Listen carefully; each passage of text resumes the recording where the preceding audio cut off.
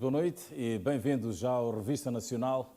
Hoje, domingo, como habitualmente, sentamos a esta hora para olhar alguns assuntos que fizeram a semana que findou e conto com os meus convidados, o Baltazar Fael, o Alves Molungo e também o Alexandre Chiur, que durante os próximos minutos irão aqui, portanto, ajudar a interpretar, analisando diferentes fenómenos sociais do nosso país.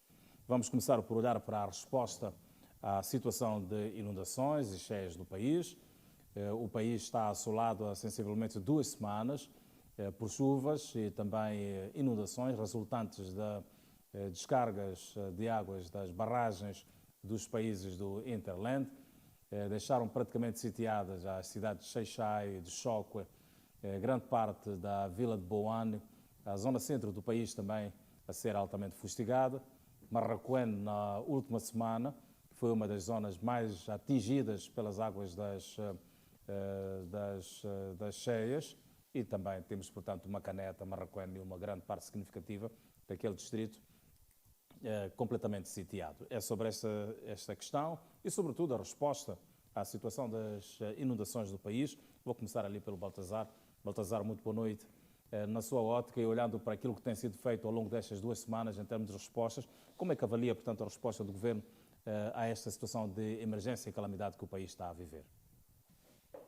Boa noite aos telespectadores, aos colegas aqui do painel e a Hermínio.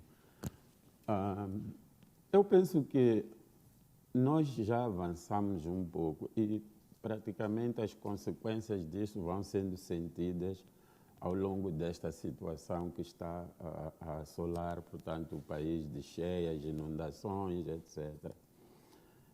O processo começou mal.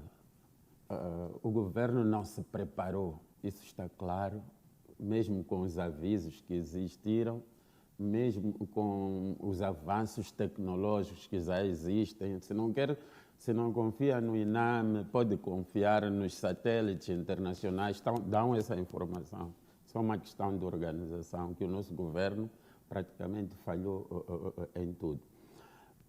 Agora, há um aspecto que também está a acontecer neste momento, que é esta proliferação de entidades que fazem as ofertas, etc.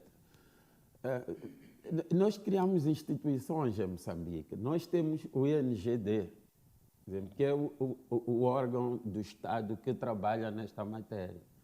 E é este órgão ao qual devem ser canalizados, portanto, estes bens que é para apoiar a população. Mas o que acontece é que também já há um outro debate, que é a questão, fala-se muito de aproveitamento político, que já há partidos que estão a fazer campanha, etc., antes do momento chegar. É preciso analisar um aspecto.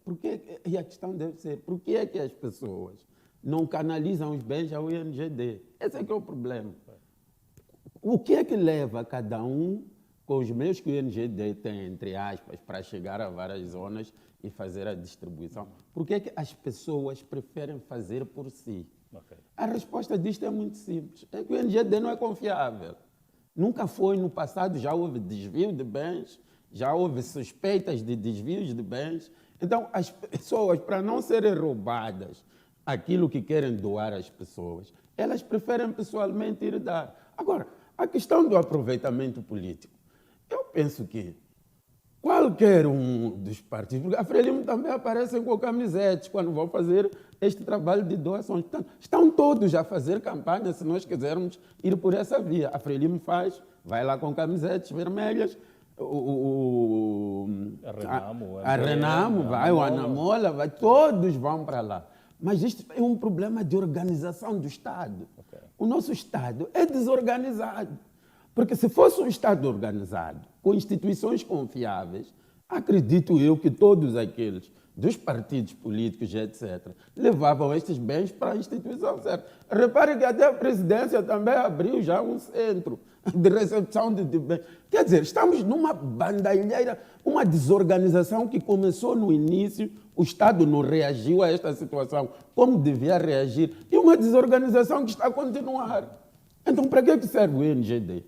Por que aqueles senhores têm salário que nós pagamos com os nossos impostos, porque é uma instituição pública? Para que serve o INGD? Eu, geralmente, não sou uma pessoa de dizer que se extingam as instituições, mas, sinceramente, eu preciso voltar a ver para que esta instituição serve. Okay. O que ela está a fazer no terreno. Sempre, eu até agora, e penso que é tempo suficiente, não sei se calhar ando um pouco desligado dos meios de comunicação, nunca vi um relatório estruturado do INGD a explicar como é que está a ser este processo de ajuda, como é que ele está a acontecer, quem que está no terreno, Quer dizer, não vejo absolutamente nada desta instituição. Parece uma instituição que não existe, mas é uma instituição em que tem funcionários e que recebem salário. Eu penso que o governo falhou no início, mas não quer dizer que o processo tem que continuar como ele está a seguir. É preciso que o governo tenha uma intervenção aqui mais afincada, mais séria, de modo a não permitir que haja estas desconfianças todas que levantam, campanhas, partidos que estão a fazer aproveitamento político. Nós sempre temos que procurar as causas das coisas e as nossas instituições em Moçambique não são sérias. O INGD não é sério e as pessoas têm dificuldades de canalizar os seus bens para. Obrigado, Fael, por esta nota prévia. Alves, muito boa noite, bem-vindo. Eu coloco-lhe a mesma resposta, a mesma questão, desculpa. A resposta do Governo a esta crise está a ser adequada no seu ponto de vista? Boa noite a si, os bons colegas do painel, o Decano Chiur e também o Baltazar Fael, e em especial a quem nos acompanha a partir de casa, e a minha solidariedade contínua a todas as famílias que de facto foram afetadas pelas últimas chuvas que de facto afetaram a Zona Sul e boa parte do nosso país. Bem, eu creio que temos que olhar isso em 3 dimensões. A primeira dimensão é a de preparação, que de facto esta funciona antes mesmo da ocorrência do fenômeno. E quando nós olhamos para a primeira dimensão, que é antes da ocorrência do fenômeno, vimos que de uma forma tímida houve de facto uma atuação do INGD apelando às populações, mas eu creio que na forma como se apelava havia de facto pequenas falhas, porque não era tão incisivo, porque nós, conhecendo a cultura moçambicana, nós somos muito resistentes a abandonar os nossos locais, porque somos muito apegados aos nossos ambientes. Então, devia aqui primeiro um discurso persuasivo para poder fazer com que as pessoas abandonassem locais vulneráveis e não havendo, aí sim, o Estado poder usar o seu poder, porque tem como objetivo garantir a segurança das próprias pessoas. Então eu vi de uma forma tímida esta consciencialização, esta tentativa de evacuar as populações destas zonas. E outro porém que de facto viu-se é que havia apelos em algum momento para que as populações abandonassem, mas não se falava muito do destino a tomar, ou seja, vão sair, vão para onde? Meios para retirada e destino. Exatamente, exatamente. Então era preciso preparar uma logística para que as populações sentissem segurança e pudessem sair de facto ao perceber que há condições, há meios que foram criados. Esta é a primeira parte. A segunda parte é quando o fenômeno ocorre. Quando o fenômeno começa a ocorrer, quando começamos a ter as inundações, vimos de facto uma vasta gama de preocupação a nível do Estado, ou seja, vários atores políticos, companhia, até o Presidente da República esteve envolvido nesta questão de salvação. Vimos o Presidente do município da Matola, o Presidente do município de Matola Rio e vários outros. Então, aqui nós tivemos uma situação em que chamavam-nos todos, quando digo todos, estou a falar do Estado moçambicano, para uma única direção para poder salvar as pessoas que se encontravam em zonas cercadas por águas ou que se encontravam em zonas que a água já estava lá. Então isto significa que devíamos nos despir do pensamento de processo de preparação, ou seja, nós já sabíamos das falhas que existiram no processo de preparação, mas já estávamos perante ou no estado patente ao fenômeno. O fenômeno estava a ocorrer, devíamos demonstrar aquilo que era a nossa capacidade, tanto de solidariedade, mas também interventiva. Eu creio que viu-se lá, mas como bem disse o colega do painel, começamos a assistir à questão de aproveitamento político. É uma questão natural, numa primeira fase, do ponto de vista da própria ciência política, os políticos aproveitam-se dos fenómenos para poder fazer sentir a sua imagem, ganhar mais simpatia e garantirem essa expressão de que são um parceiro de confiança. E onde é que fica a dimensão ética nesse contexto? Bem, a política no seu estado natural, quando ela atua, a ética e a moral são coisas que são muito postas de lado. Elas não podem muito interferir, senão vão atrapalhar o fim último.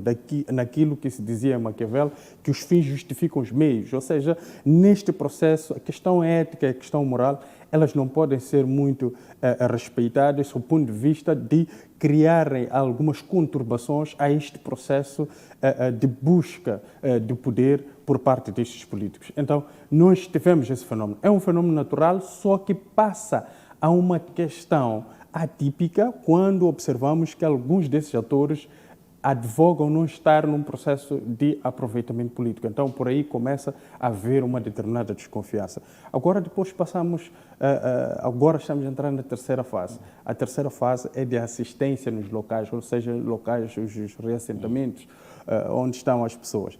Este é um momento crucial, porque é lá onde as pessoas devem sentir a presença do Estado.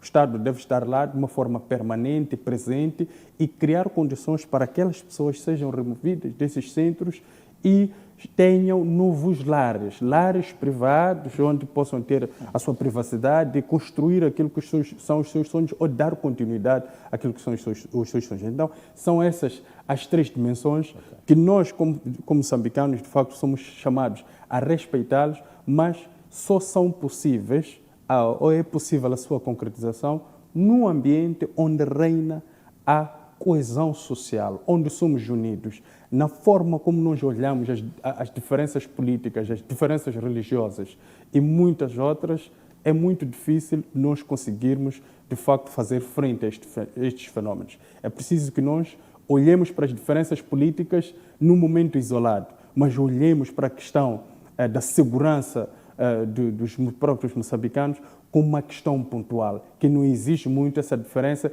exige mais a nossa capacidade interventiva. Pois bem, senhor, muito boa noite, bem-vindo. Esta semana muito falou-se sobre a questão da improvisação e também da negligência na gestão, portanto, desta questão das calamidades que afetam o país. Eu gostava de ouvir o seu ponto de vista relativamente a este tópico que foi bastante abordado durante a semana. Bom dia, Hermínio. Bom dia, colegas. Desculpa. Boa noite. Boa noite, Hermínio. Boa noite. Boa noite, Baltazar e o Mulungu português. Um grande abraço a todos os moçambicanos e um abraço muito especial aos meus compatriotas do Chibuto. Na verdade, desde que começou esta situação das cheias e inundações, a imagem com que fico é de que há uma impreparação por parte do governo e das próprias instituições. Houve falta de aviso? Não houve falta de aviso.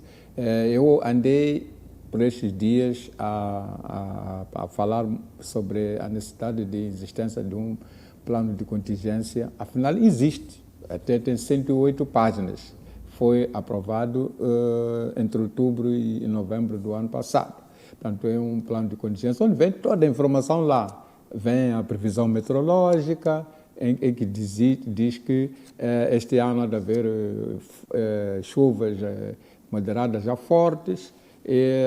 Há a informação da Direção Nacional de Gestão de Recursos Hídricos que fala dos riscos de inundações, portanto, fala dos riscos nas bacias dos rios de Maputo, Matola, Umbeluzi, Limpopo, Save, Buzi e por aí. Então, toda a informação estava lá, de previsão meteorológica, das ameaças de inundações e de cheias, está tudo lá. E por que o governo, mesmo com a disponibilidade dessa informação, que ao que se sabe estava correta, portanto, o que foi previsto é o que na verdade aconteceu no terreno, por que não brilhou, por que as instituições especializadas na área não brilharam no sentido de estarem prontas para servir as populações, agirem com a antecedência necessária, organizarem as coisas como deve ser. Infelizmente não aconteceu isso. Por quê? Porque prevenir não significa prever, aliás, não significa prevenir, e planificar também não significa preparar. Então, houve na sua ótica alguma negligência? Houve despreparo? Exatamente. Porque houve toda a informação. Ou seja, a informação foi toda ela disponibilizada.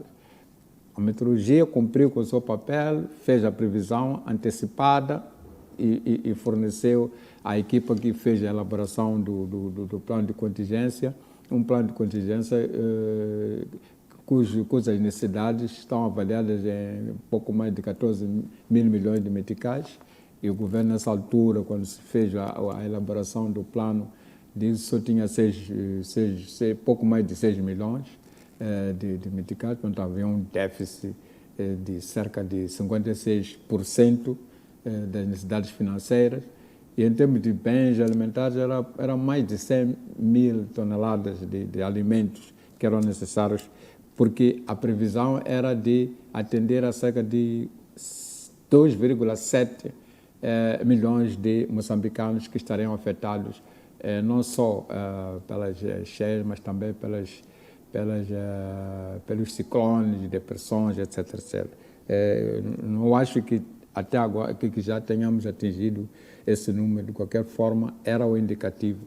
Então, não brilhou o governo, não brilharam as instituições especializadas nesta matéria, porque o que se prevê, houve previsão, mas depois não houve uma preparação adequada para se poder trabalhar. Então, continuamos a verificar uma certa impreparação por parte das instituições.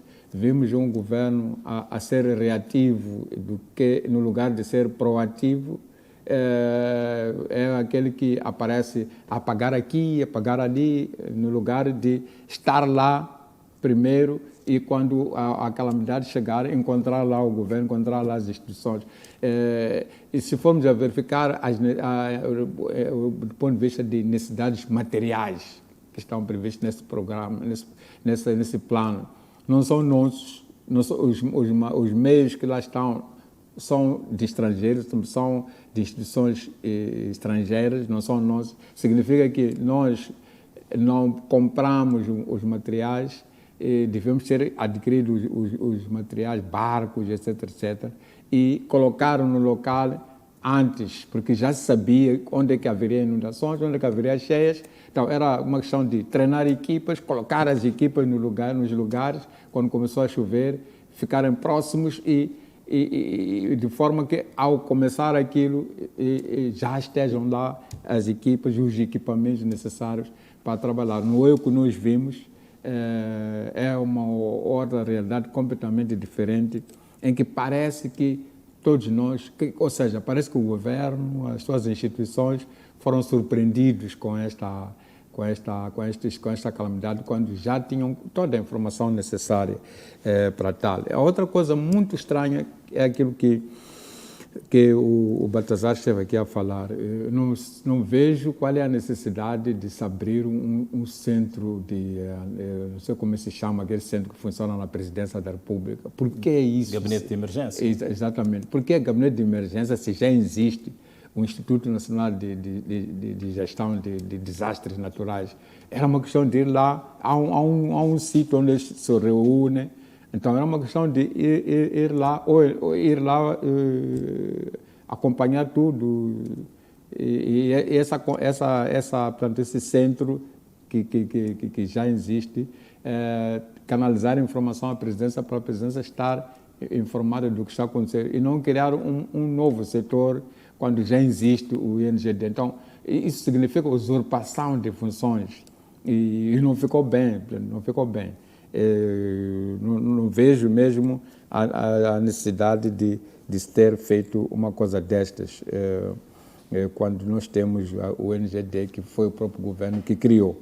E depois, os apoios, na verdade, o grande problema está na falta de confiança por parte das instituições do Estado, no sentido de que a oferta que eu estou a dar vai chegar ao destinatário. Essa que é a grande dúvida. Por isso que as instituições, todas elas, preferem ir oferecer pessoalmente, mesmo instituições estrangeiras. Já não gostam muito de entregar os donativos ali ou mesmo financiamentos, ou que não gostam de entregar ao governo, para ser o governo a fazer isso, porque há o risco muito grande de os apoios não chegarem aos necessitados. Podemos pegar o exemplo do coronavírus. Houve desvios por aí de 60 milhões de meticais no Ministério da Educação. O INAS, que apoia os pobres, etc., também foi acusado de desviar 1,7 mil milhões de meticais que eram destinados a apoiar as populações naquele período de coronavírus. Esse dinheiro era nosso? Não era nosso. Resultou de apoio por parte dos parceiros. E o dinheiro não chegou lá, a informação foi vinculada, porque, entretanto, o Tribunal Administrativo emitiu um relatório em que dizia claramente que houve este desvio de 1,7 mil milhões de meticais por parte do INAS. Não sabemos se as pessoas foram responsabilizadas ou não. Até hoje não há nenhuma informação. Pode ser essa uma das razões que faz com que grande parte das instituições singulares não estejam a canalizar, portanto, os seus apoios ao INGD. Esta é uma situação que vamos continuar a acompanhar nos próximos debates, até porque esta era uma nota prévia, portanto, olharmos para a situação das inundações no país e a resposta que tem sido dada por parte do Governo, o Governo que vai estar reunido já esta terça-feira em Conselho de Ministros na província de Gaza, em princípio na cidade de Xai-Xai, para avaliar mais de perto esta situação que o país vive. Vamos avançar e entramos para o nosso... Desculpa. Sim, desculpa, é que há uma coisa muito que tem a ver com a Estrada Nacional número 1. Pois. A Estrada Nacional número 1 não pode ficar tanto tempo fechada à circulação pública e é o que está acontecendo neste momento. O governo diz que não consegue entregar a estrada ao funcionamento ou à circulação de pessoas e bens em 15 dias, mesmo depois das águas baixarem. Então, isto é um aviso de que o Estado tem que pensar numa estrada alternativa. É preciso construir uma outra estrada alternativa, não de ponta a ponta, mas pelo menos para contornar algumas zonas que são tidas como problemáticas. E neste momento há prejuízos muito grandes. O custo de vida disparou por causa da interrupção da ligação. Exatamente. Os preços começaram a subir de uma forma escandalosa, em que um coco que custava 15 meticais agora está a 70 meticais. E é terrível isso. Então, os transportadores, eu não digo, né? Não estão a circular, estão aí a morrer à fome, porque nenhum carro pode sair, porque a estrada sofreu 6 cortes. Então, tem que se pensar seriamente numa estrada alternativa. Pois bem, vamos olhar para o nosso primeiro tema de fundo hoje, tem a ver com os conflitos internos na polícia em Maputo. Na semana que findou, assistimos a um caso insólito em que agentes do CERNIC quase que tomavam de assalto o Comando Provincial da Polícia da República de Moçambique, ali na Matola, exigindo, portanto, a entrega de um elemento que se diz ser do Grupo de Operações Especiais. Baltazar Fael, este episódio que aconteceu, portanto, durante a semana passada, levanta-nos já algumas questões. Gostava que fizesse a sua interpretação em relação a este facto. É uma situação, diga-se, que incomoda ao cidadão comum, mas, na sua opinião, o que é que pode estar subjacente a estes desentendimentos, diga-se, entre o Cernic e o GOI? É uma questão de jurisdição, é uma questão de recursos ou algo mais pode estar ali? Olha, só fazendo uma brincadeira, parece que o governo cria o INGD e o próprio governo, ou o Estado, cria o INGD e depois não confia nele. Então é estranho. Porque se crias uma coisa, um centro na presidência, e você é que está a dirigir o Estado, e tem uma entidade que foi criada para isso, que você próprio criou, e você não canaliza os bens, então você também já desconfia, como os outros, de que ali há desvio de coisas. Quanto à questão que me coloca, eu penso que ali houve uma atuação que depois aquele descambou em comunicados. Surgiu ali um comunicado, penso que é do Cernic, a explicar a situação. O Cernic é o órgão auxiliar do Ministério Público, é a polícia científica que faz este tipo de investigação sob a superintendência do Procurador-Geral da República. Tinha que dizer alguma coisa claramente, porque o nome desta instituição foi citado também naquele. Só que não vimos já, do outro lado, uma reação àquilo que aconteceu, porque disse que vai-se lá para, sei lá, falou-se de um mandado de captura. Pois. Ou um mandado de prisão, qualquer coisa. É um comunicado que está meio atabalhado. Agora, não sei se é mandado de quê, se é de prisão daquele indivíduo, se é um mandado de captura por parte da própria polícia. Quer dizer, não estou a perceber muito bem qual é o problema. Mas nós sabemos de uma coisa aqui em Moçambique, que há um desgoverno total ao nível da nossa polícia. Há um desgoverno, porque mesmo quando estamos aqui a falar de raptos, sempre se fala-se do envolvimento da polícia, de que há agentes, de que há chefias dentro da polícia que estão envolvidas nestes raptos. Então, isto não nos perturba, pelo menos a mim, quando olho para este tipo de situação. Para mim, isto é consequência de como a instituição, a corporação policial atua no nosso país. Não faz sentido absolutamente nenhum. Se eu tenho um mandado de prisão emitido, sei lá, por um juiz, tem que ser cumprido o mandado. Será que é preciso fazer aquele todo o aparato para fazer cumprir um mandado exarado por uma autoridade competente para o fazer? Eu penso que dentro da própria corporação policial, entre eles, há ali um jogo de forças entre as várias subunidades que existem lá, para mostrar quem tem mais poder em relação a outro órgão. É um pouco disto que me pareceu, mas isto necessita, na minha ótica, de intervenção das mais altas estruturas ao nível da polícia para trazer esclarecimentos mais claros sobre aquilo que aconteceu. Esta coisa eu defendo que as instituições tenham porta-vozes, mas parece que os nossos porta-vozes estão mal preparados. Mais do que vir resolver assuntos da instituição com o público, comunicar o público, eles trazem mais confusão até para as pessoas ouvirem. Então, se nós queremos que a instituição policial, se nós queremos que a corporação policial goze de prestígio na nossa sociedade, eu penso que estas subunidades da polícia sabem muito bem quais são as competências de cada uma e têm que cumprir com essas competências. Ora, o Cernic, eu estava a dizer aqui no início, é uma polícia científica, é um órgão auxiliar do Ministério Público. Se tinha um mandado de captura, um mandado de prisão contra um agente da polícia PRM, por que precisou de fazer aquele espetáculo todo? Por que não fez submeter aquele documento institucionalmente? Porque o que me parece é que queriam ir dar em mão ao indivíduo que estava escondido na instituição. Não, ele trabalha para uma instituição. Se nós queremos que aquele indivíduo cumpra com o mandado, seja ele qual for, A gente submete para o via da instituição e não para o indivíduo. É da mesma forma que em processo penal, quando eu quero notificar um funcionário do Estado, eu não notifico a ele pessoalmente.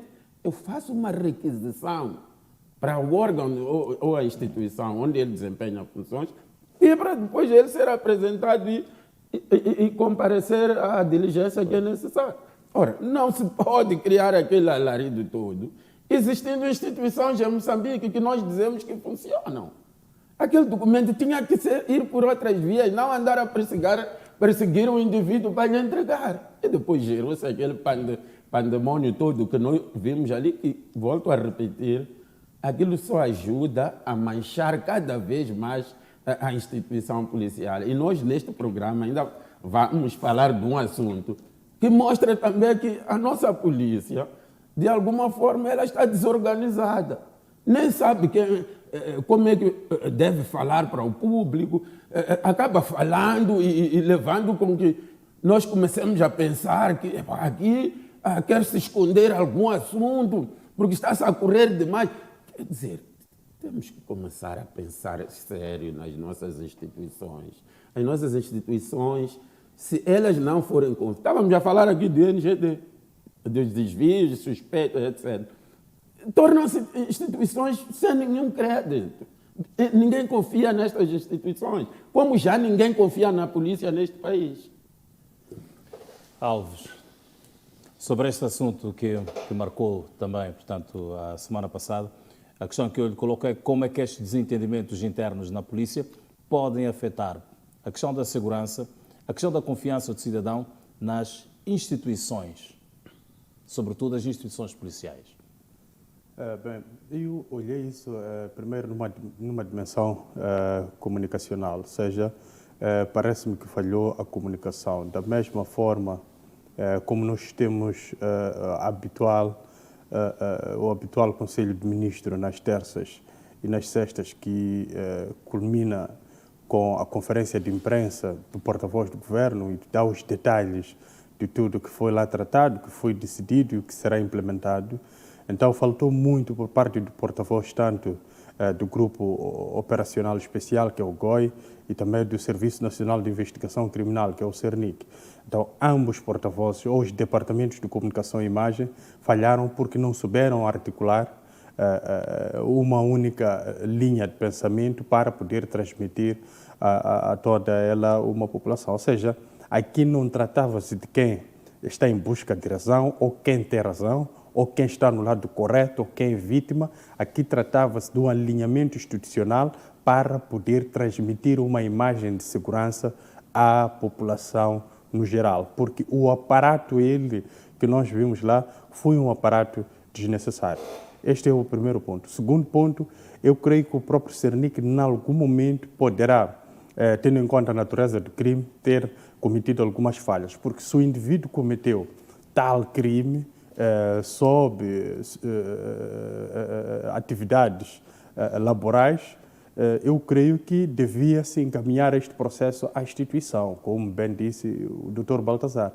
Devia-se encaminhar à instituição e a instituição ia, de facto, tomar as medidas, porque nós estamos a falar aqui de uma instituição civil, estamos a falar de uma instituição de segurança, ou seja, uma instituição que tem comandos. Então, geralmente, essas instituições têm o seu próprio processo de investigação a nível interno, eles já ajuizam e depois decidem se vão entregar o seu homem ou não. Mas isto funciona num ambiente de articulação, conjugação de objetivos de todos os órgãos que lidam com segurança num determinado Estado.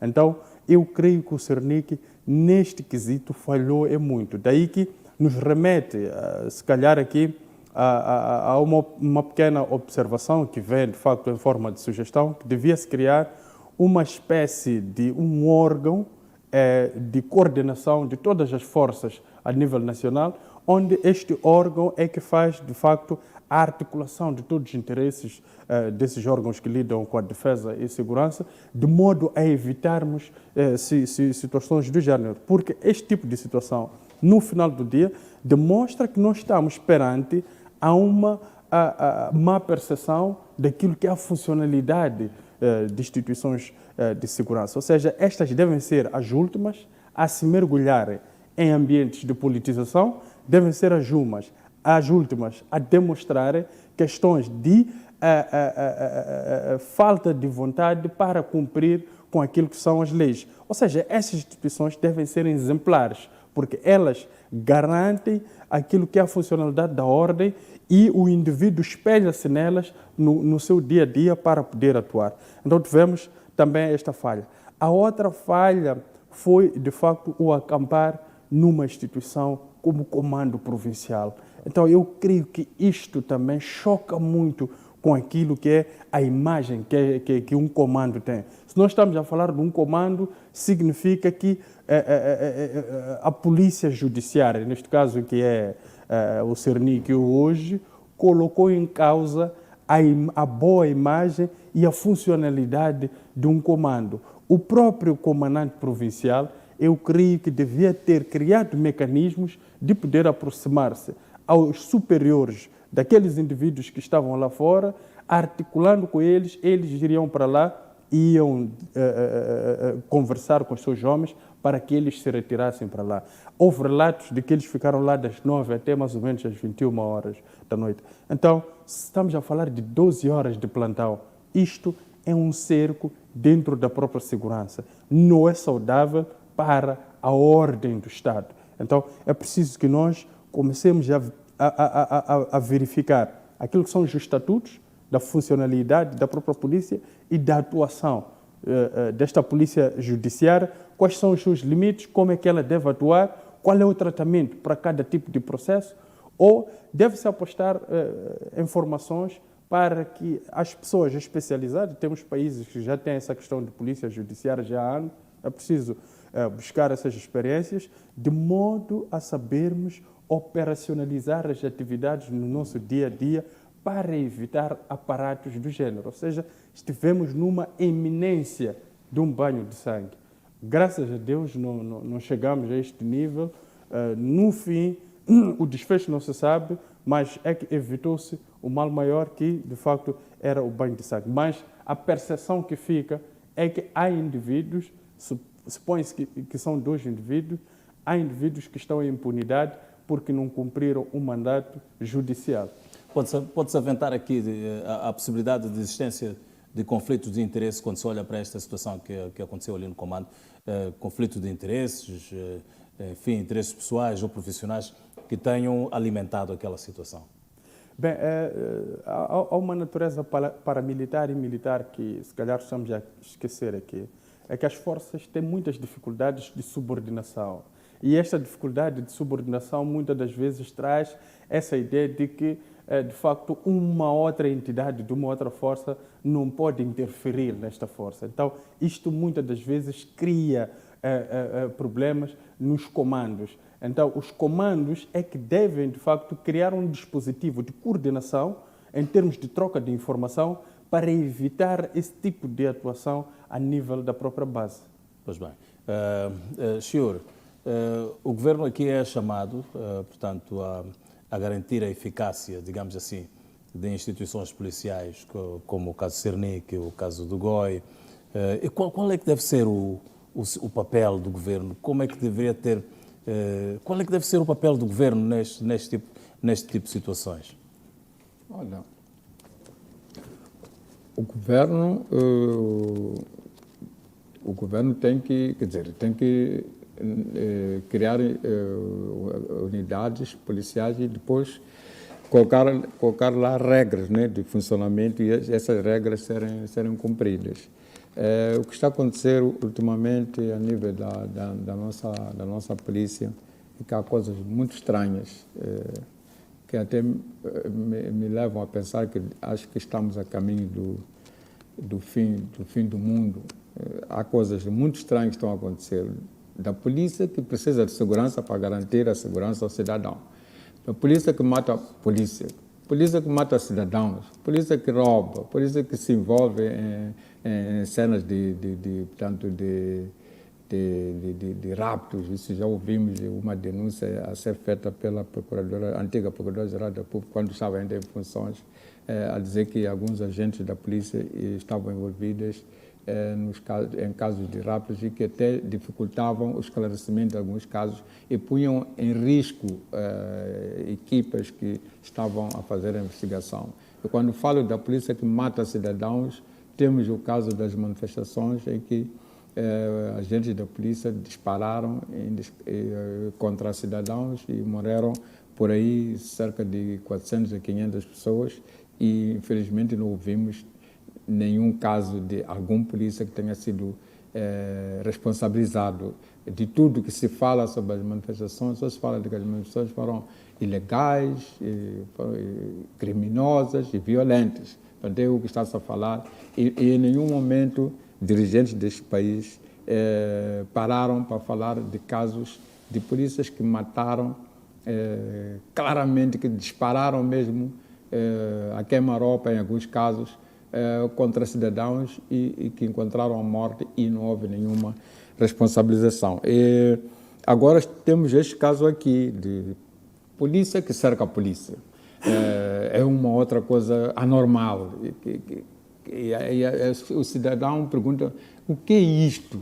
O que é isso de a polícia perseguir polícia? O que é que está a acontecer, afinal, dentro da corporação? Ninguém nos pode dar essa resposta, infelizmente.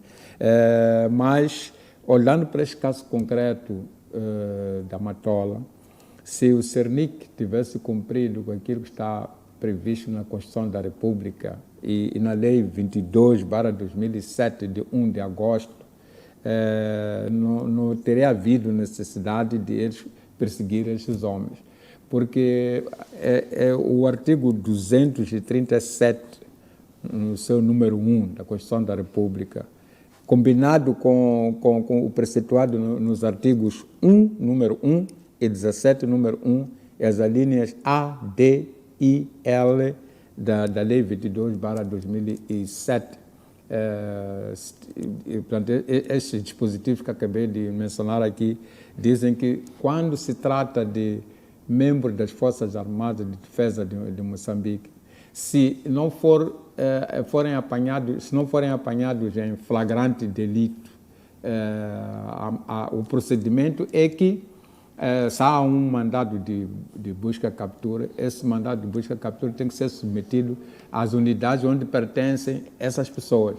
Então, caberá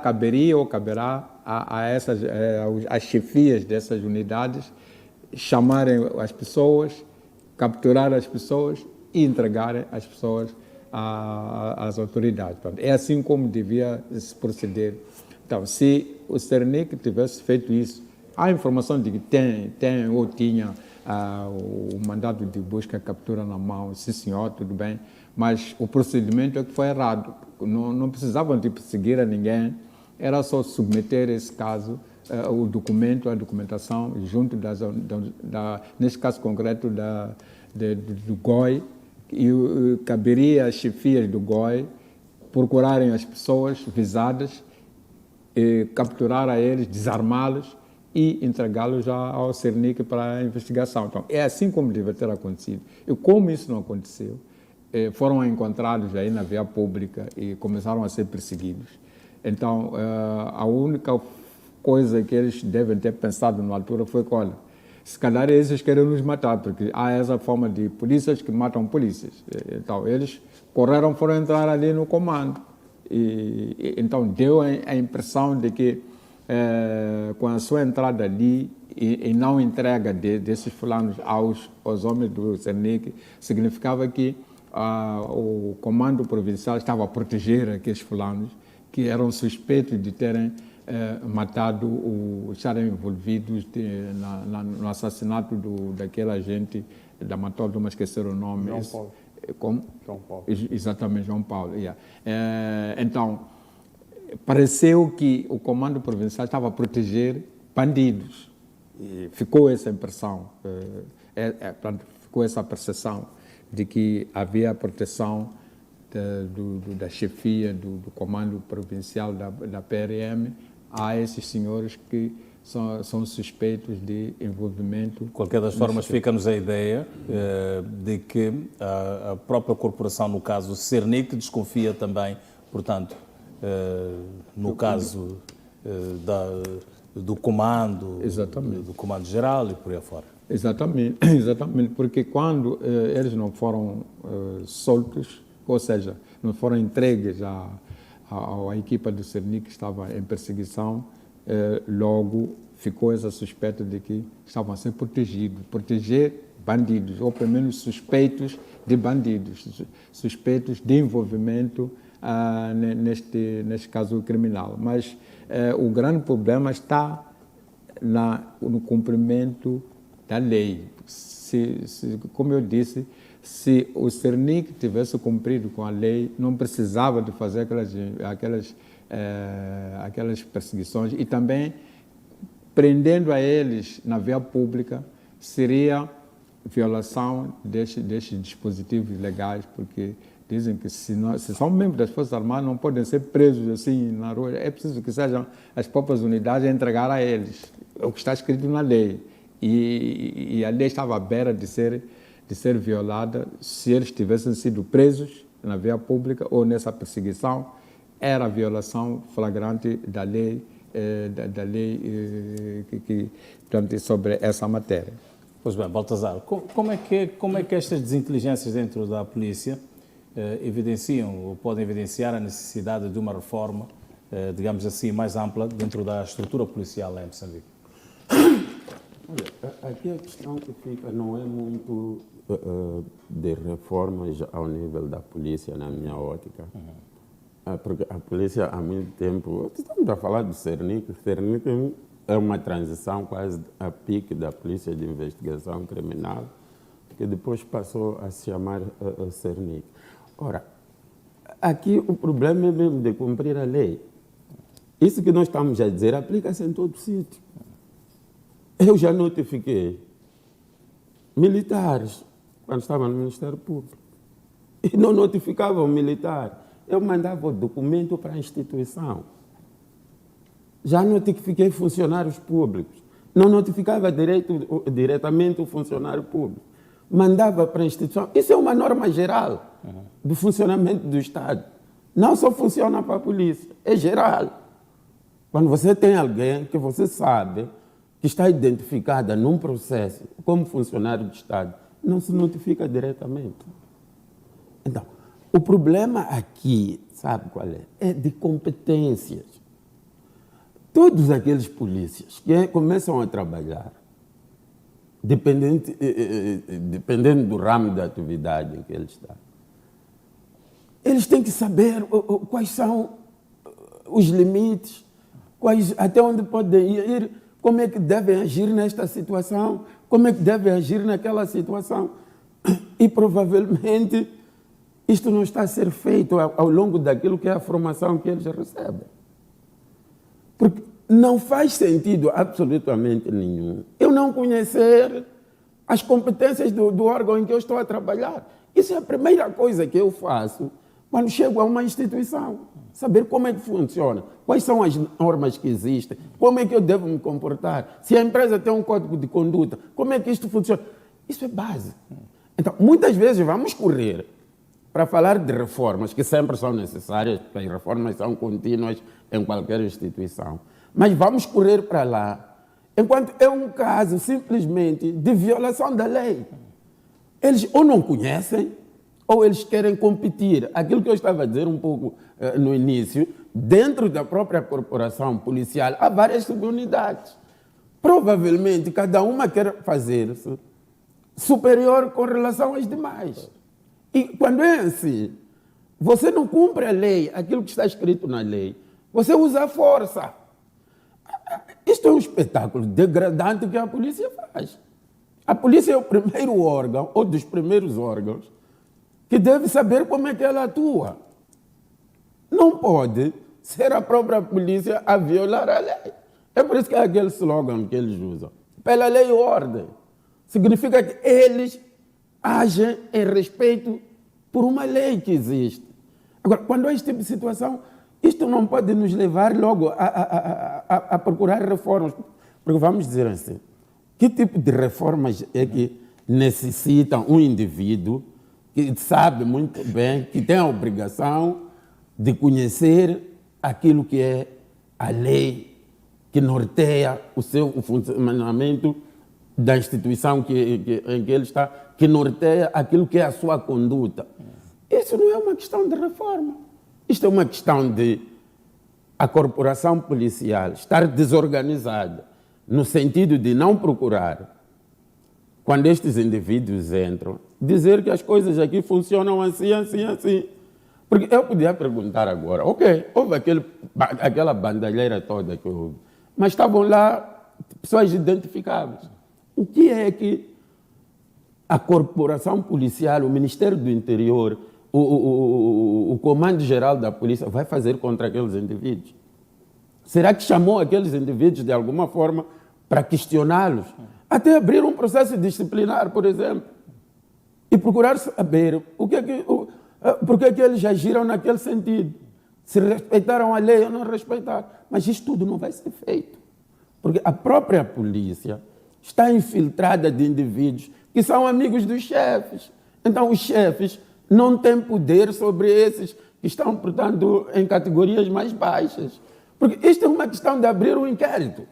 Tem que se abrir uma sindicância para saber qual foi o motivo daquele tipo de situação. E essa sindicância, esse inquérito, tem que ser de conhecimento público. Porque aquilo colocou em causa, como estava já dizendo muito bem, Hermínio, a própria segurança dos cidadãos. São pessoas que estão ali a circular com armas, a se perseguirem ali, e as pessoas estão a assistir. Então, isto é preciso que venha e deve ser esclarecido às pessoas. O que é que aconteceu naquele dia, naquele local, para existir este tipo de atuação? Não podem fazer como eles fazem as coisas, escondidas, depois ninguém sabe como é que o caso terminou. Não. Esta situação pôs em causa a segurança pública e os cidadãos têm que confiar nos órgãos da polícia, e para confiar nesses órgãos da polícia é preciso que haja transparência nos procedimentos, e uma das coisas é esta: vamos abrir um inquérito, uma sindicância, explicar às pessoas muito bem o que é que aconteceu aquele dia. Mulungu, como é que, ou em que medida estas desinteligências podem afetar, por exemplo, a investigação de crimes? Bem, eu creio que a nível da investigação de crimes, de facto aqui percebemos que há defeitos enormes naquilo que é a própria interpretação de informação e principalmente de atuação. Ou seja, quando nós percebemos que uma polícia judiciária recém-criada atuou em moldes mais ou menos fora dos padrões, ou seja, isto confunde-se um pouco com gangsterização, nós estamos perante, de facto, a falhas de preparação e também a falhas de comandos. Ou seja, nós estamos aqui a ver esta polícia a conseguir atuar devidamente, porque, olha, se esta polícia teve a capacidade de ficar o tempo que ficou lá, chamou tanta atenção até que a informação ficasse pública, significa que até questões como sigilo profissional não consegue respeitar.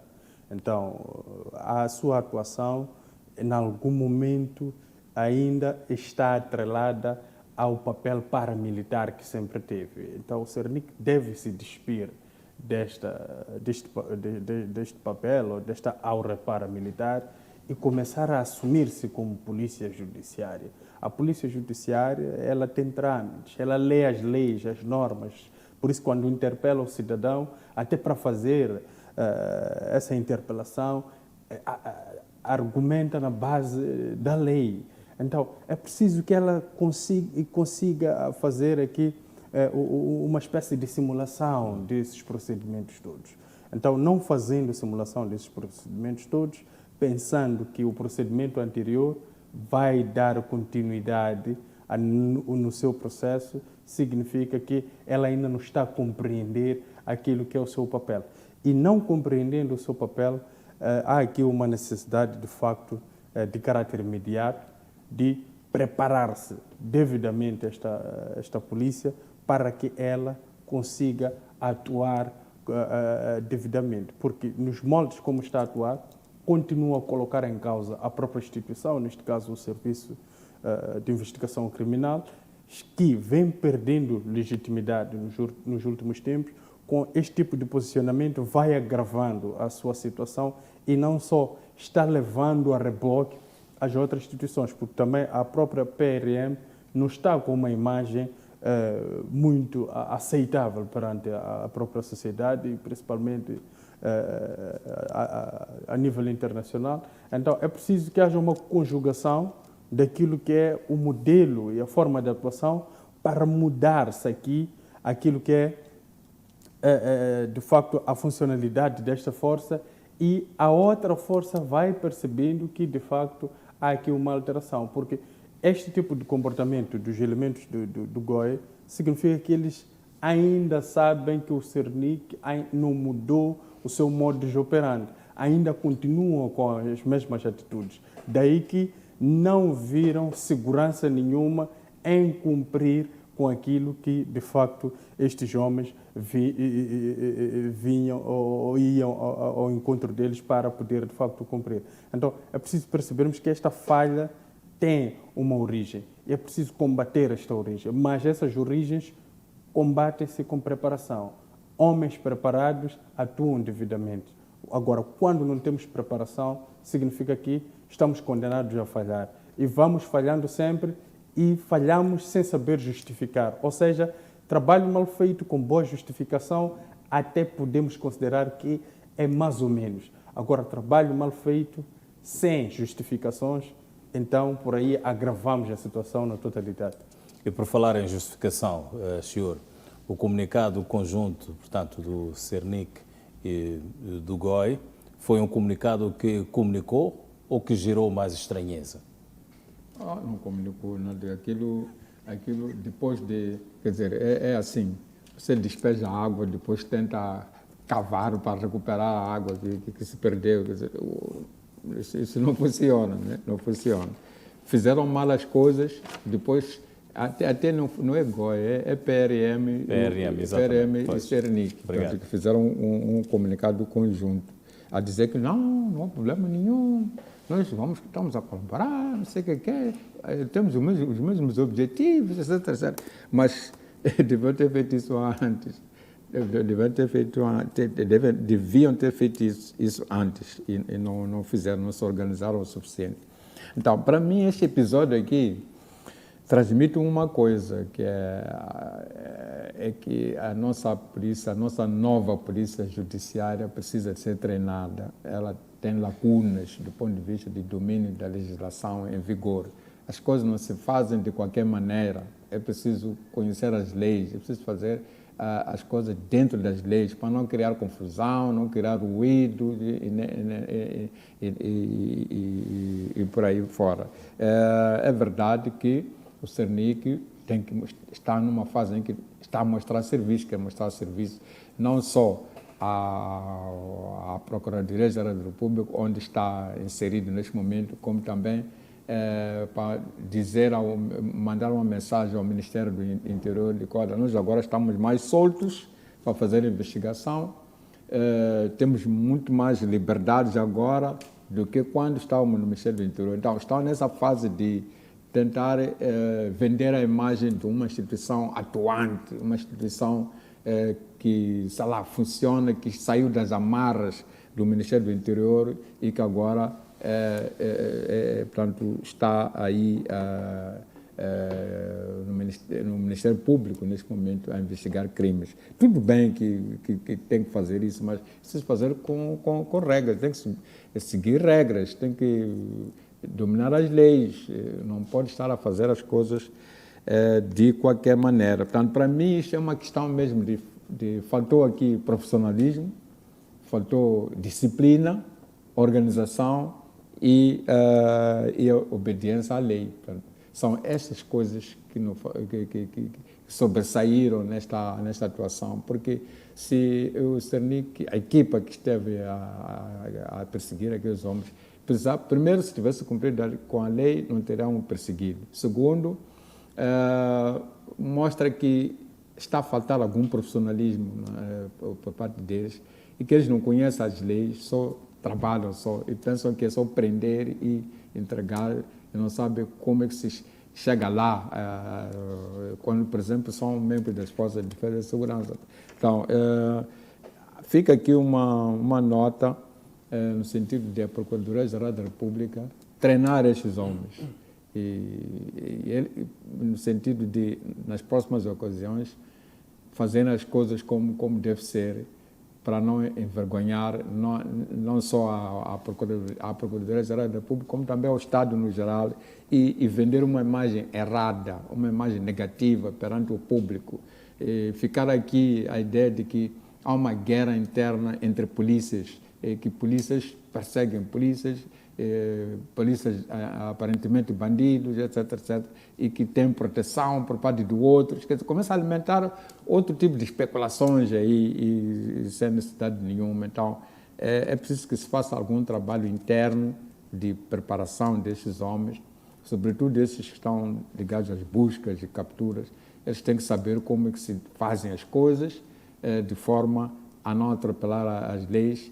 E por falar de atropelar leis, essa equipa que fez a perseguição devia ser chamada à responsabilidade e dizer que não é isto, não é assim como as coisas devem ser feitas, porque nunca vão aprender. Vão pensar de que é assim, que alguém impediu a realização do trabalho deles, eles querem prender aqueles homens porque eles são suspeitos. Tudo bem que até existe lá o tal documento lá emitido pelo tribunal para prender os homens. Tudo bem, mas há regras, quer dizer, se tivessem feito como deve ser, não terá havido esse espetáculo gratuito que nos deu a assistir à própria polícia.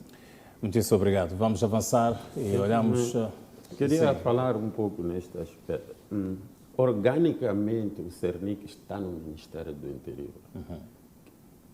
O Procurador-Geral da República exerce superintendência sobre eles em matéria de investigação criminal, que é emitir instruções, emitir recomendações de caráter geral, mas eles, como polícia, estão no Ministério do Interior.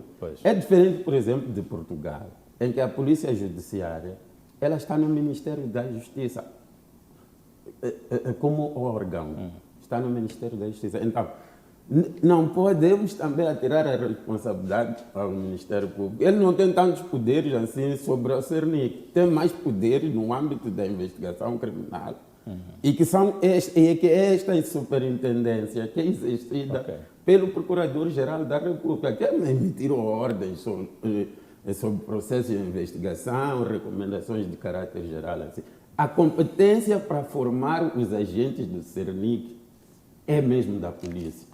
Quando eles estão em Matalane, quando estão não sei aonde, eles devem ser formados lá nesses locais, que é para exercer as suas funções dentro daquilo que é o espírito que está na lei. Muito obrigado, Fael. Vamos avançar e olhamos para o nosso tópico seguinte. Tem a ver com investigações à morte de um administrador de um banco comercial da Praça. Também foi uma das notícias que, durante a semana que findou, dominou, portanto, o cenário de debates, as notícias na imprensa nacional e internacional. O diretor executivo que, segundo informações da polícia, terá tirado a própria vida com o recurso a um veneno, portanto, o Ratex. Nessa altura, a polícia informou que, após trabalhos periciais, foi possível concluir que o diretor executivo dessa instituição bancária terá tirado a própria vida também com recurso a golpes com arma branca e ingestão, como fiz referência, de Ratex. Fael, durante a semana foram muitas reações e interpretações ao ocorrido, chegando a haver mesmo quem afirmasse que este suicídio, que foi, portanto, assim descrito pela polícia, desafia a anatomia e também a inteligência. Eu gostava de ouvir o seu comentário, a sua análise em relação, portanto, a este episódio, a esta situação que ocorreu na semana passada na capital moçambicana. Olha, Hermínio, aquilo que o Cernic fez é um pouco aquilo que eu estava a dizer, que os porta-vozes às vezes só vêm criar confusão.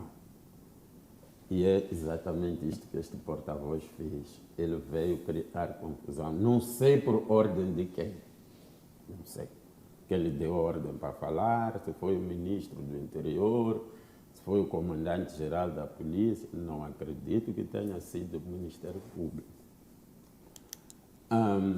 O que é que acontece aqui? Eu ainda hoje ouvi uma informação, depois deste alarido que houve, porque vieram avançar com conclusões muito pouco fundamentadas, tendo em conta aquilo que aconteceu. Ouvi a informação de que o Cernic já está a dizer que o caso não está encerrado, que eles vão continuar a investigar. Ora, o Cernic não é dono do processo penal e nunca manda dentro do processo penal. Quem dirige a instrução, quem é dono da fase de instrução do processo, é o Ministério Público. E é o Ministério Público que deve dar certo tipo de informações. Um processo que está na fase de instrução é secreto. Como é que aquele tipo de informação sai a público num processo que estava na fase de instrução? Aquilo é violação da lei por completo. Não se pode fazer aquilo. Aquele tipo de informação, nesta fase do processo, ela está ainda numa fase embrionária em que precisam de se colher mais elementos. E mais, a polícia tem cada uma a sua função, aquilo que estávamos a dizer. Geralmente tem a polícia, os nossos chamados cinzentinhos, esses que andam na cidade, tem que ter uma função até de proteção do crime, em que quando há uma situação destas, eles fazem aquilo que se chama do primeiro ataque, que é ir ao local, porque eles têm maior circulação, isolar o local, exatamente para não contaminar aquele local, para retirar provas que existem do processo. Aí depois vem o Cernic. O Cernic é polícia científica. E é preciso perceber o que é isto de polícia científica. É uma polícia que trabalha com laboratórios, que trabalha com, sei lá, investigações muito apuradas.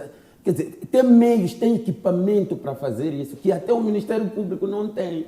É por isso que é auxiliar do Ministério Público. Porque o Ministério Público vai solicitar diligências ao Cernic.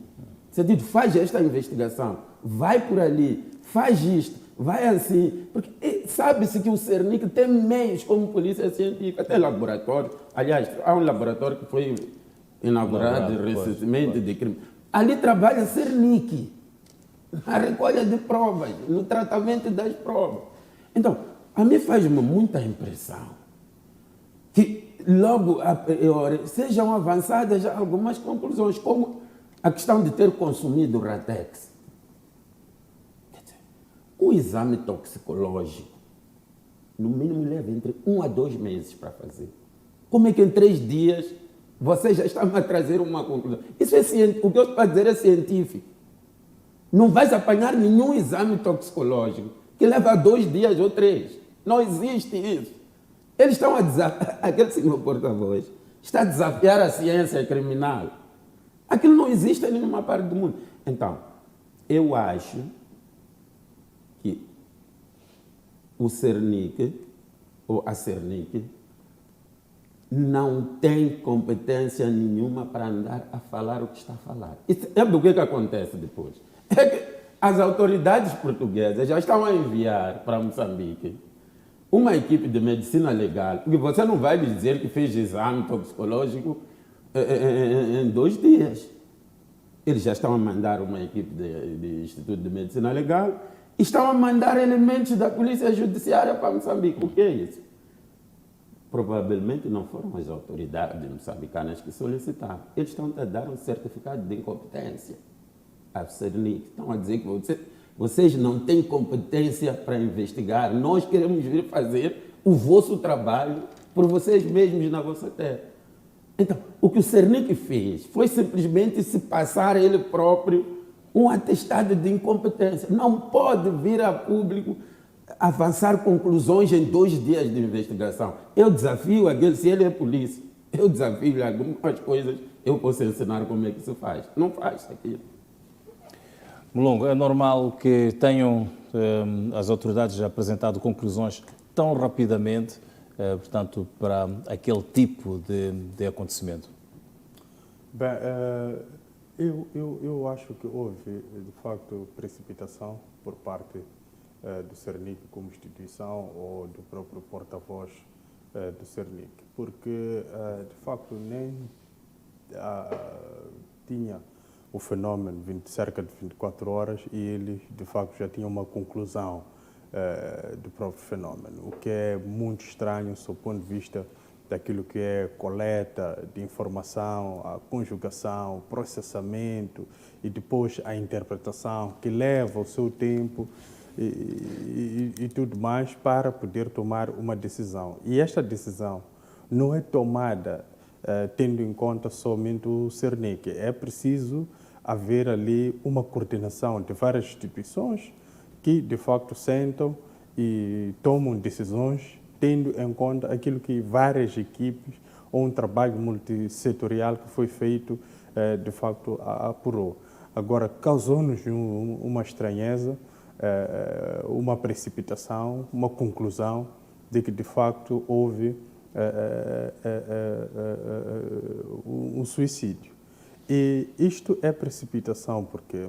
Porque é baseado em alguns movimentos que a vítima executou. Ou seja, até quando o indivíduo chega num tribunal, confessa o crime, o próprio tribunal leva o seu tempo para poder, de facto, concluir se aquela confissão, de facto, ela é verídica ou não. Porque podemos estar perante uma situação em que o indivíduo terá confessado o crime por causa de pressões externas.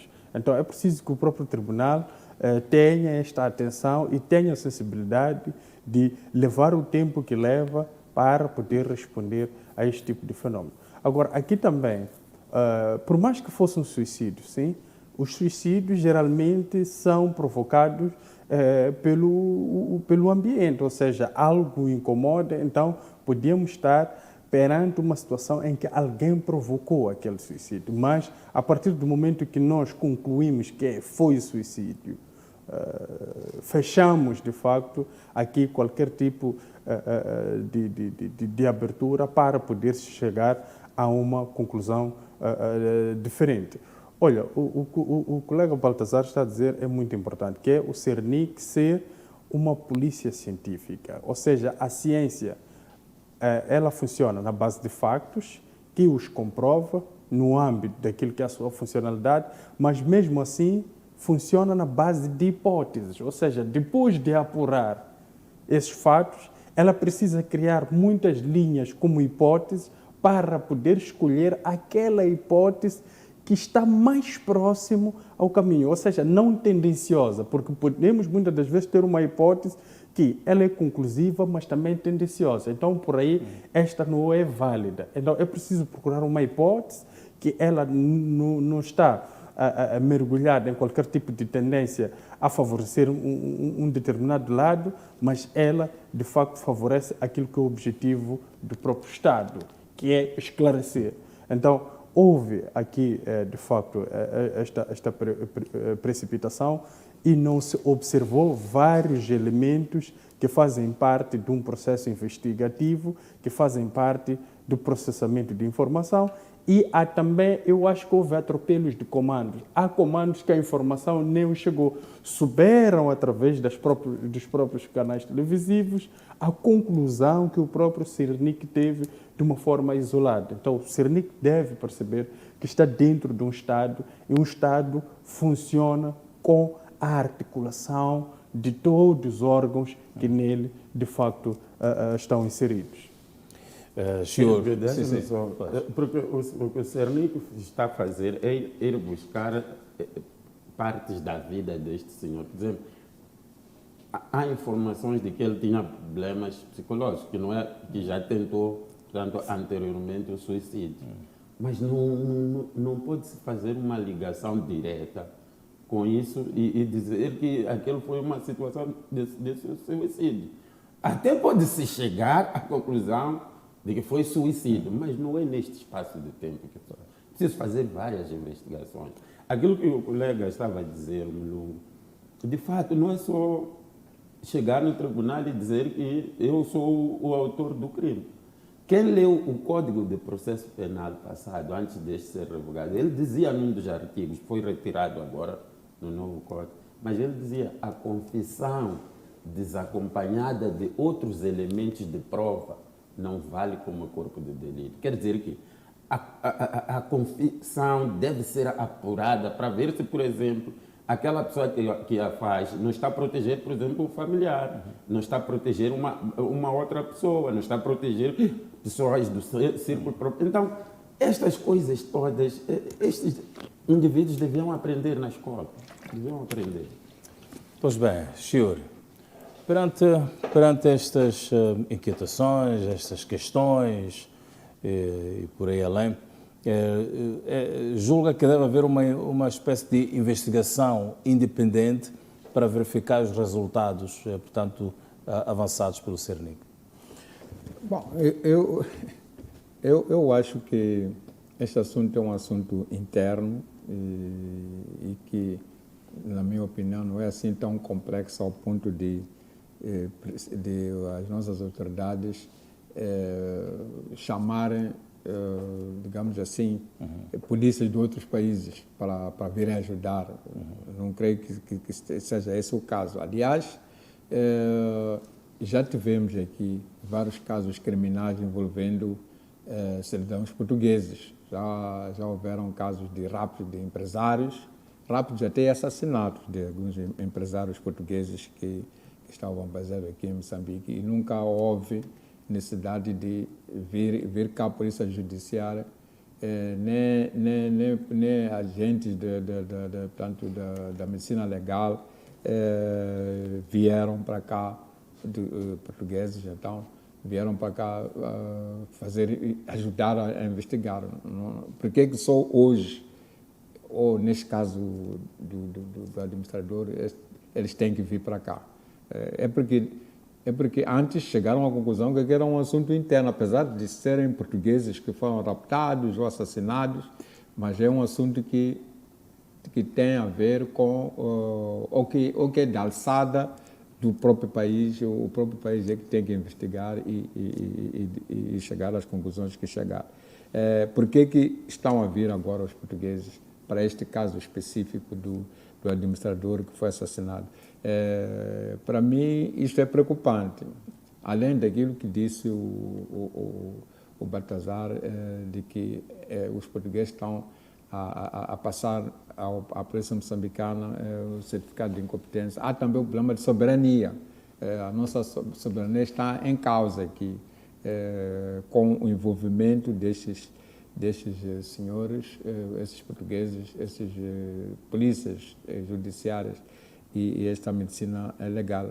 Até que ponto é que é necessário a sua vinda? Será que não há capacidade interna para resolver este assunto? É verdade que as conclusões é que, ou a narrativa que a polícia, ou o Cernic nos deu em relação a este caso, levantou muitas dúvidas.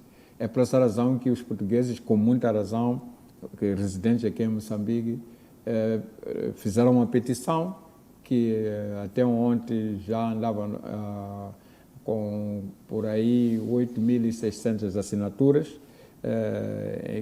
A petição é essa em que os portugueses dizem que a conclusão é que o Cernic chegou, portanto, é incongruente e vago, que era preciso ir muito mais a fundo na investigação, porque não concordavam com as conclusões a que a própria polícia chegou.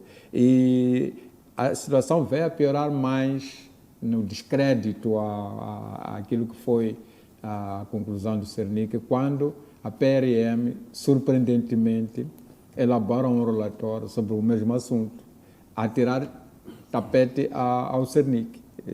A dizer que o que o Cernic disse, portanto, aquilo que é o produto da investigação, uma breve investigação que foi feita pelo Cernic, não deixava muitas dúvidas, portanto, que tirava toda a seriedade à própria conclusão da investigação feita pelo Cernic. Portanto, estou a falar aqui da PRM. E intervenção é essa da PRM que levanta um outro problema, que é o problema de choque, de guerras e guerrinhas entre o Cernic e a PRM. É aquela coisa de que vocês saíram, mas nós continuamos a ter uma capacidade interna cá de investigar. Porque, aliás, sim, quer dizer, oficialmente foi declarado que eles saíram pertencem. Não, é a superintendência do Procurador-Geral sobre o Cernic. Sim, e a lei está bem clara o que é que quer dizer a superintendência, etc. Organicamente está lá no Ministério. Mas a ordem do cidadão, de acordo com o despacho... É preciso explicarmos ao cidadão aqui, porque aqui também é para nós, de alguma forma, clarificarmos isso. Tudo bem, ok. De qualquer forma, o ministro ou a direção do Ministério do Interior nunca ficou satisfeito com essa saída, esse novo patrão, entre aspas, do Cernic, que é o Ministério Público. Nunca ficou satisfeito com isso, sempre defendeu que o lugar certo para estar alojado o Cernic era o Ministério do Interior, do ponto de vista de investigação. Então, tinha que ser lá.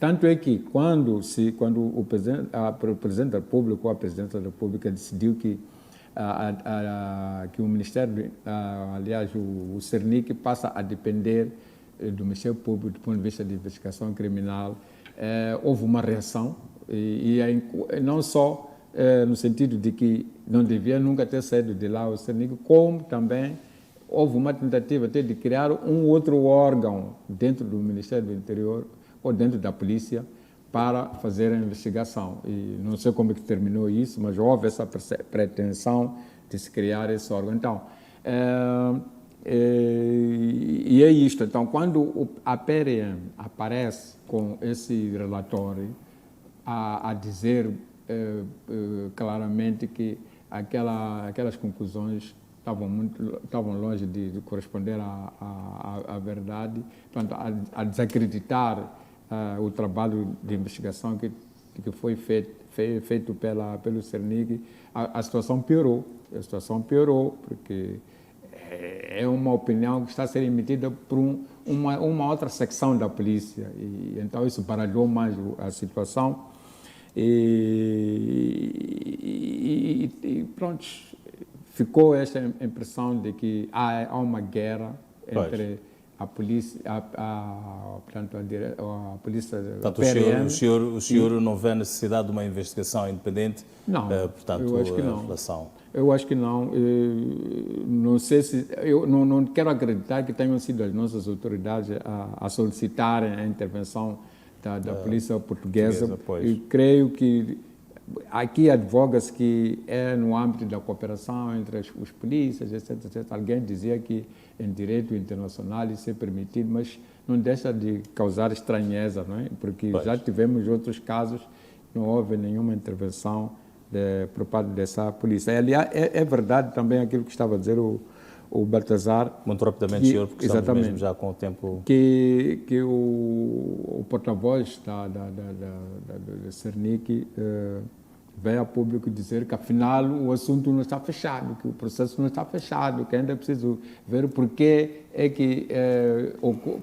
tinha que ser suicídio, e se esse suicídio não terá sido forçado por alguém e tudo mais. Então, são essas duas janelas de investigação que ainda estavam a ser seguidas pelo Cernic. E a terminar mesmo dizer que, mais uma vez, nota-se que há aqui uma impreparação por parte do Cernic e do próprio porta-voz, no sentido de saber que informação é que tem que passar ao público e que informação é que não deve passar ao público, porque o processo em si está em segredo de justiça. Obrigado, senhor. Mesmo para fechar, Fael, esta investigação pode ter sido tempestiva?